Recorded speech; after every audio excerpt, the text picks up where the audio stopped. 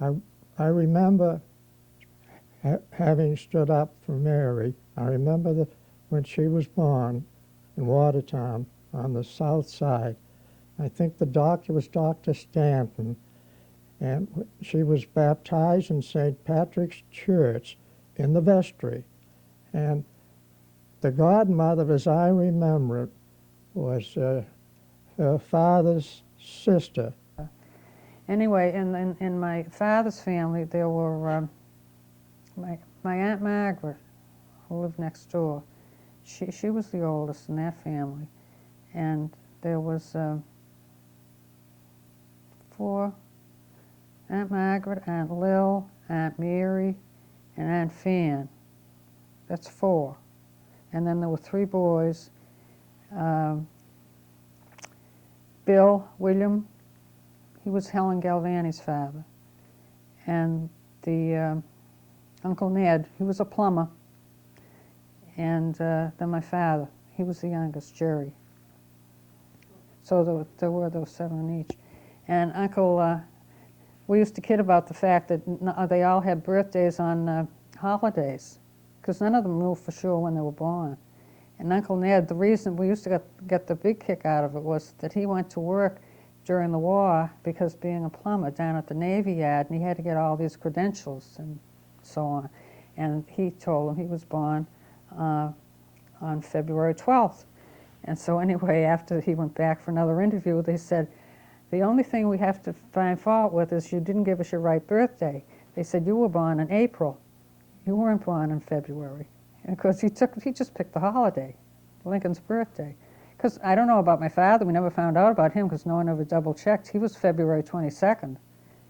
And Aunt Margaret was January 1st. The only one that might have been right was Aunt Lil. She was the 23rd. She had the same birthday as Edward. Now the first one is one where your mother caused me a great deal of pain and suffering. Years ago we used to have a little swing suspended from the sun porch that was out by the kitchen. So one noontime I was swinging on it and fell off. And your mother ran into the house laughing and talking about people falling off the swing. My father interpreted the laughter as crying. I got the worst licking of my life and spent 2 hours in my room before the situation finally cleared up.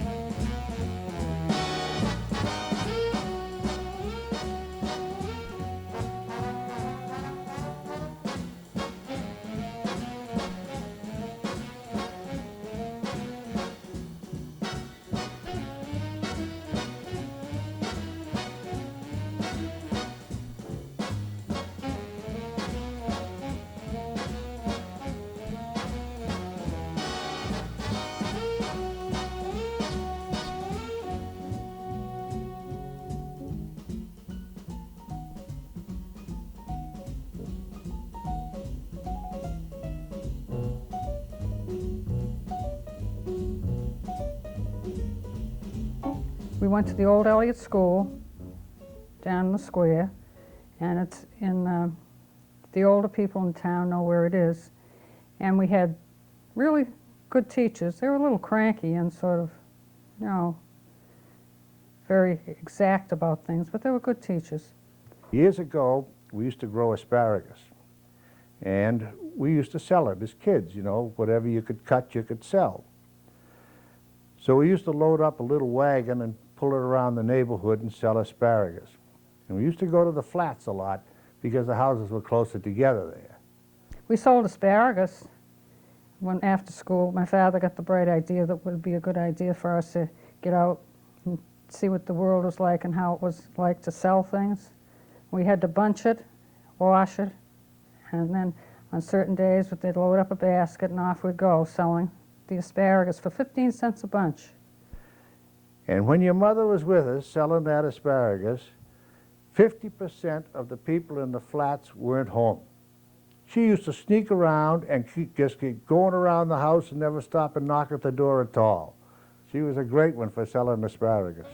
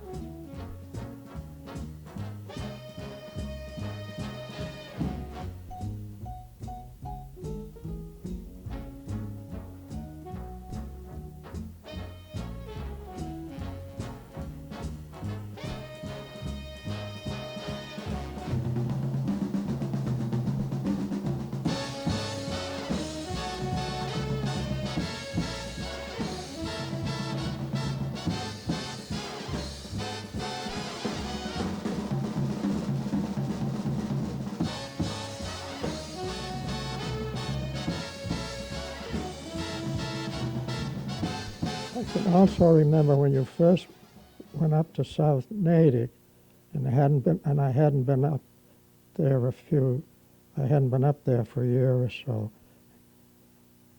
And when I arrived, as I was getting near your house, I saw you coming down over the hill on the back of a donkey. And you drove them right up into the back stairs, right out to almost letting them into the kitchen. I remember when she was going to the proms and going out on dates, naturally, things like that at that age. And I remember the fellow came to pick her up. This was when we were living in Watertown. And when he left the house, my father was there and he met him and so on. So when he went out the door, he said to her, he says, your father must have to get up very early in the morning. And she says, oh yeah, he does. He usually gets up early. And he says, well, if you're working for Hood, Hood Milk Company, because Eddie always wore overalls.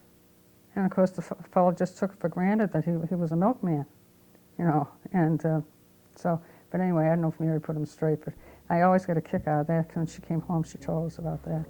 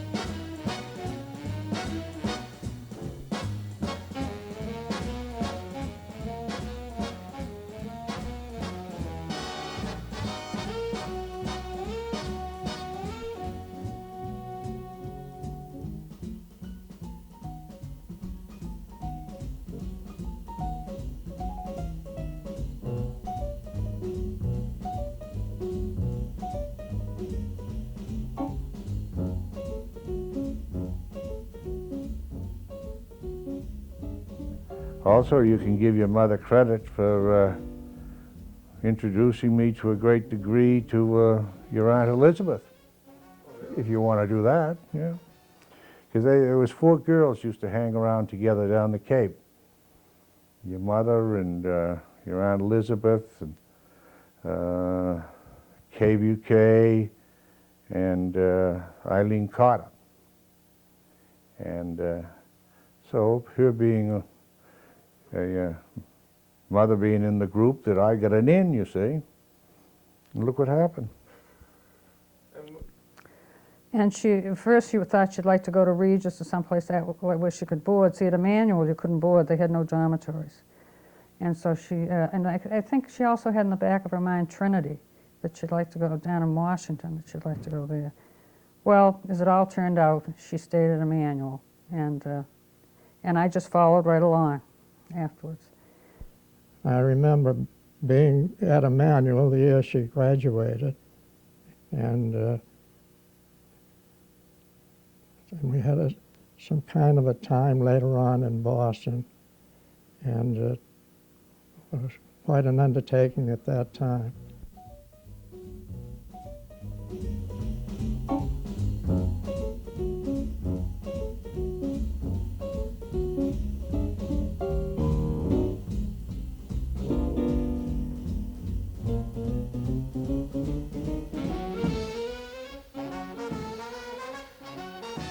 So she went to work at the inn when she graduated, and she did different things. She used to work on the front desk, and if she had to, she'd work upstairs.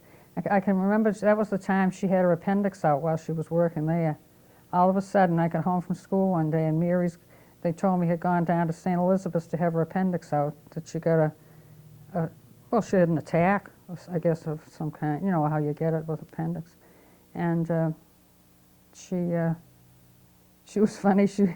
When she went afterwards, she was saying, "Gee, when I went down there," she said, "I had chicken salad under my fingernails and all this, you know, she's these old clothes on because she'd been working in the kitchen that day."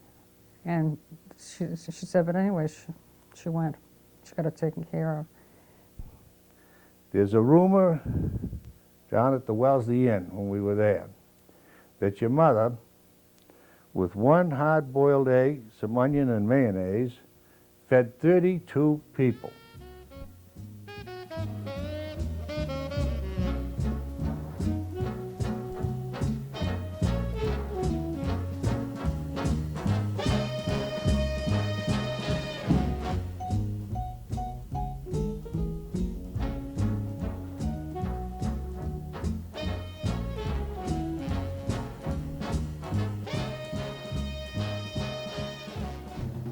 To Giles and Alice, about 40 years ago. 40 years ago. Yes, it will be 40. Well, it's about 40 years now. We married 40 years in another year. We had some good times. We used to go out on dates with different groups. You know, there was Joe and Mary and Alice and Giles, and myself, and I used to go out with Jack Delaney. And, you know, Christmas or New Year's and things like that, we'd go to the Ice Follies. That was a big thing. Someone would have a party at their house, and we'd go to that. And I can remember there was a big snowstorm, and Giles and Joe were dropping Mary off, and I wasn't with them that night. But anyway, they couldn't get through to Watertown. The going was so bad. So anyway, Mary or my mother, I don't know who it was, said, "Well, why don't you, you can get a room down at the inn and stay there." So they did. And I can remember my mother wasn't feeling too well at this time, and she'd say things that, well, might hurt people's feelings, but that's just the way she was. And so the next day when she heard they stayed at the inn, "They stayed at the inn?" She said, "Now, we probably lost some money with them staying at the inn." She said, "We could have rented it to someone else."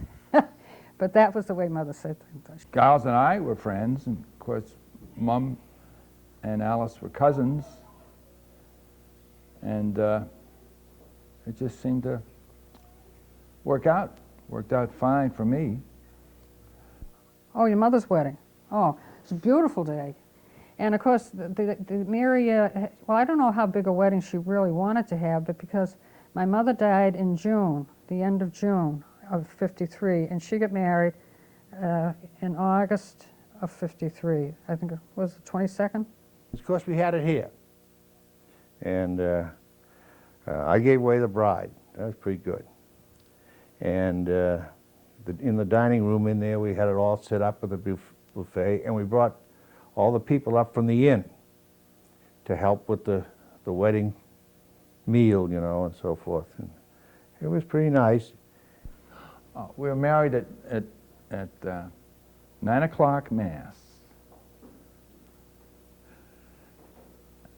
And a cool, clear, beautiful August morning.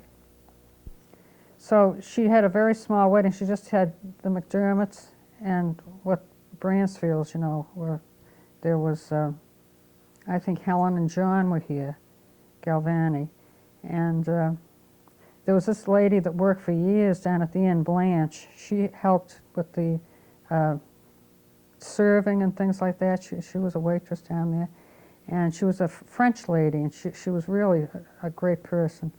And then Louis, I don't know if any of you kids remember Louis. He worked down, he was a cook, a chef down there. And of course, Edward could tell you more about him. And he came up and he helped. And so actually, we probably only had about 25 or 30 people here. It wasn't a very big wedding. And it was down at Sacred Heart Church. And I was the maid of honor. And Joe's brother John was the best man. And that was it, no bridesmaids. And it was, but it was a beautiful day.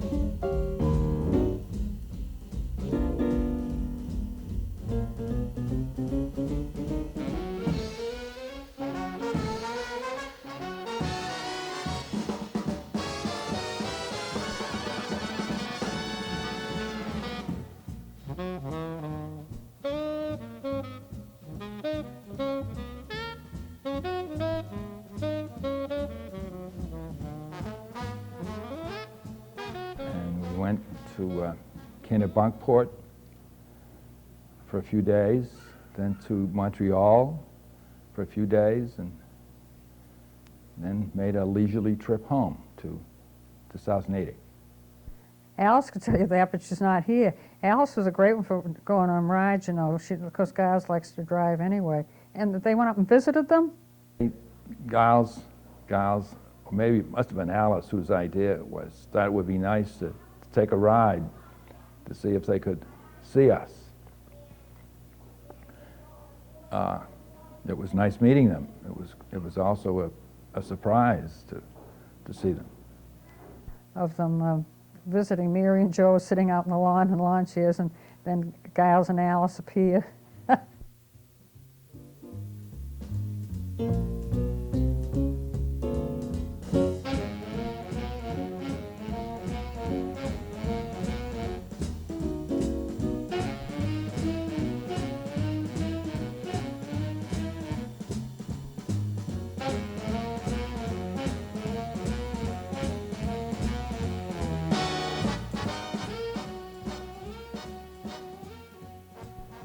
With a little excitement,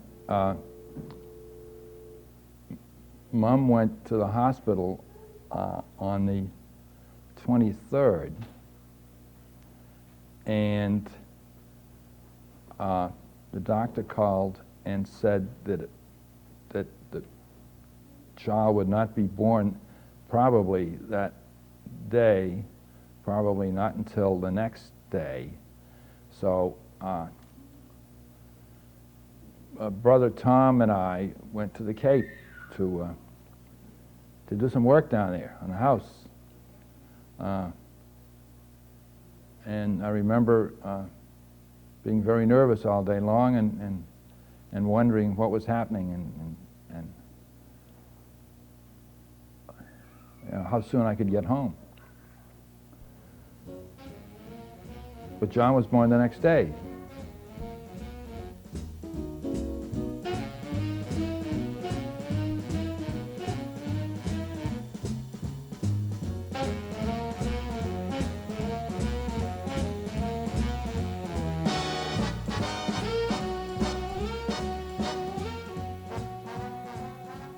On the plane. He had drop-offs everywhere.